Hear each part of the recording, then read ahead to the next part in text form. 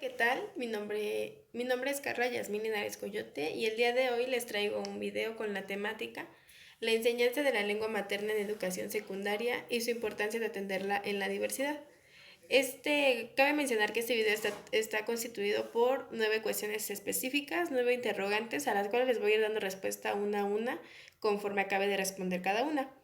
Ok, la primera es, ¿cuáles son las principales orientaciones didácticas que se deben considerar para la enseñanza de la lengua materna español en educación secundaria en alumnos con distintas condiciones? Ok, primero, las orientaciones didácticas son 4. Las actividades puntuales, las actividades recurrentes, los proyectos y las secuencias didácticas específicas. Las actividades puntuales son aquellas que se realizan 2 o 3 veces por año. Las actividades recurrentes son las que se realizan de manera repetida a lo largo del ciclo escolar. Los proyectos son aquellos que se evalúan conforme al avance de cada uno de ellos y suelen durar mínimo 2 semanas y casi siempre es con trabajo colaborativo. Las secuencias didácticas específicas eh, son aquellas que pueden realizarse dentro de cualquier actividad de las anteriores que les acabo de mencionar. Eso se refiere a que cada una de las actividades que yo les mencioné, que son las recurrentes, las, las puntuales y los proyectos, deben de estar enmarcadas en la situación didáctica. Ahora, para trabajarlas con algunos de los estudiantes que tengan alguna discapacidad o alguna barrera para el aprendizaje, no es tan difícil, y mucho menos si estamos en secundaria. Únicamente lo que debe realizar el profesor, en este caso nosotros como docentes en formación, cuando vamos a prácticas, es hacer una pequeña adecuación curricular en la secuencia didáctica y en la planeación. Por ejemplo, si alguno de nuestros aprendizajes tiene que ver con textos sobre la gramática o sobre la física, y si vemos que nuestro alumno todavía no está en ese nivel, todavía no está listo para obtener ese aprendizaje, ok, solamente tenemos que recorrer un poquito hacia atrás, o sea, anteceder un poquito, y de esa manera podemos seguir dándole constancia a su formación como estudiante. Y no hay necesidad de que lo tengamos que sacar del salón como actualmente lo hacen. Ok, la segunda cuestión es, ¿cuál es el sentido de las prácticas sociales del lenguaje y cómo se deben preservar en el aula? Primeramente, las prácticas sociales del lenguaje son las siguientes. Se dividen en 3. La toma de la práctica social del lenguaje y la práctica cultural, así como la práctica de lectura. Las podemos llevar al aula de 3 formas. En la comprensión de textos según el nivel educativo de secundaria, planteando nuevamente que es dependiendo al avance que tengan nuestros alumnos.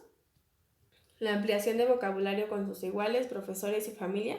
Esto es muy importante con los alumnos que tengan alguna necesidad educativa, ya que, por ejemplo, en el libro que leímos de autismo, es muy difícil que los alumnos puedan comunicarse, pero si trabajamos constantemente esta práctica social del lenguaje, es posible. Y la tercera son nuevos términos agregados a su lengua oral y escrita. Esto puede realizarse o puede preservarse en el aula. Por ejemplo, si queremos evaluar lo oral, puede ser con una exposición y evaluar de qué manera se expresa el alumno, su lenguaje corporal, su lenguaje oral, todo ese tipo de situaciones. Y en la escrita puede ser un ensayo, un escrito, una lectura, un reporte de lectura, para ver de qué manera está comprendiendo la información que se le brinda. Ok, la tercera interrogante es cómo las prácticas sociales del lenguaje contribuyen al perfil de egreso del estudiante de secundaria. Yo me voy a identificar, bueno, más bien me identifiqué con 3 propósitos de la educación secundaria específicamente, que son los que a continuación les mencionaré. El primero es valorar el diálogo y adoptar una actitud crítica y reflexiva como formas privilegiadas para entender a las otras perspectivas y puntos de vista. Eso tiene que ver mucho que ver con los alumnos que tengan alguna necesidad educativa, ya que de esta manera aprenden a valorar y a respetar cada una de las opiniones de sus iguales o de sus docentes, de sus padres de familia.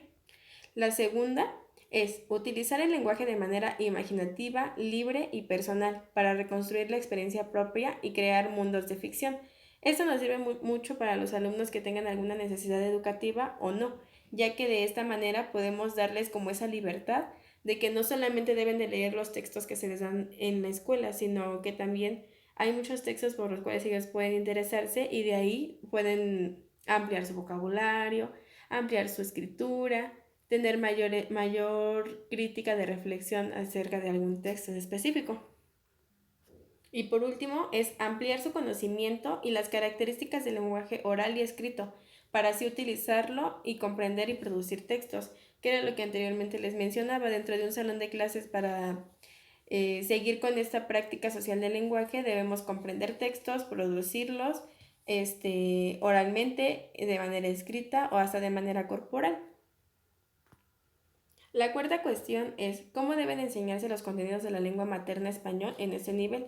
Debemos de tomar en cuenta que en cualquier nivel que vayamos a trabajar debemos aplicar diagnóstico. Por lo tanto, cuando se aplica un diagnóstico, debemos de sacar el test de aprendizaje.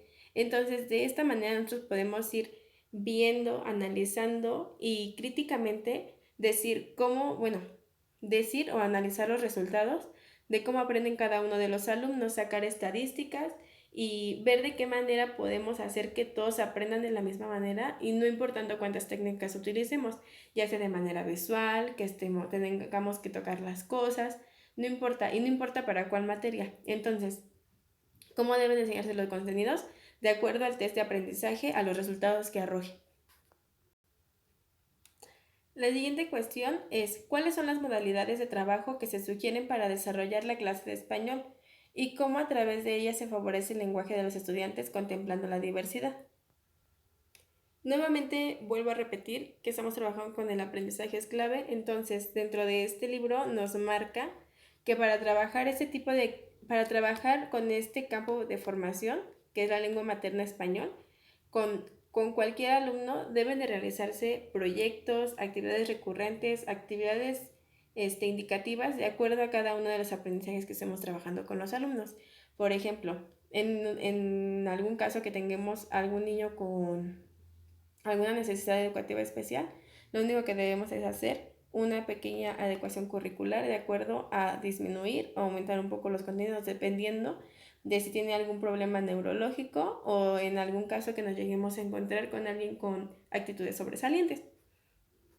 En ese caso deben trabajarse escritos reflexivos, reportes de lectura, argumentos, debates, exposiciones, planteamiento de ideas principales, etc.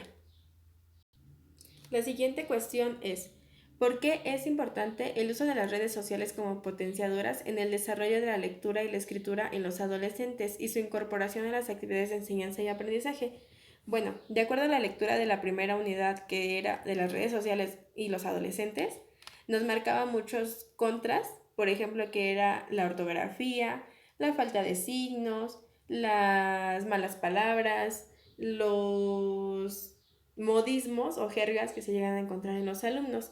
Esto es un contra de que se utilicen las redes sociales, específicamente en los alumnos, pero también hay pros que pueden, más bien que son los que nos marca la lectura, una mejor comprensión de lectura de acuerdo a cada uno de los mensajes, puede también de acuerdo a cada alumno y sus intenciones de leer, sus, sus intereses, es como las redes sociales les van ayudando a cada uno de ellos, ya que dentro de ellas se pueden encontrar miles de textos en donde podemos ir, igual, podemos ir construyendo mejor nuestro vocabulario, expresarnos mejor con nuestros iguales, con nuestros profesores, de acuerdo a cada uno de los intereses que nosotros tengamos. En este caso, los alumnos de secundaria. Estos recursos que son, bueno, la siguiente pregunta es, ¿cómo se pueden aprovechar estos recursos en tiempos de pandemia? Creo que es muy importante eso de las redes sociales de acuerdo a los tiempos de pandemia, ya que hay algunos profesores que no saben trabajar con algunas plataformas. Entonces, por ejemplo, con mi hermano, a algunos profesores se les hizo muy fácil trabajar por Facebook, por Messenger. Entonces, de esta manera van utilizando las redes sociales de manera significativa e integradora para cada uno de sus aprendizajes. Entonces, creo que son muy importantes para los profesores, para los alumnos y para los padres de familia, ya que pues son como una manera alterna de enseñar. Ok, la penúltima interrogante es ¿cómo se deben de evaluar los aprendizajes esperados y o las actividades en la lengua materna español en secundaria? Ok, en aprendizajes clave nos menciona que la evaluación inicial puede realizarse de diversas maneras. Una de ellas es observando qué hacen los estudiantes, formulándoles preguntas pertinentes y vinculadas a cada uno de los alumnos respecto a lo que saben, a lo que no saben y en lo que tienen dudas. Es de la primera evaluación. Después vienen las evaluaciones intermedias, las cuales nos ayudan a valorar lo hecho y aprendido durante los procesos de aprendizaje, a comprender el aprendizaje como una construcción que se conforma de múltiples pasos, los cuales no siempre son acertados. Esto quiere decir, en la primera evaluación, las preguntas, saber tener en cuenta qué sabe el alumno, qué no sabe, en qué tiene dudas, en qué cree que sabe y realmente no lo sabe.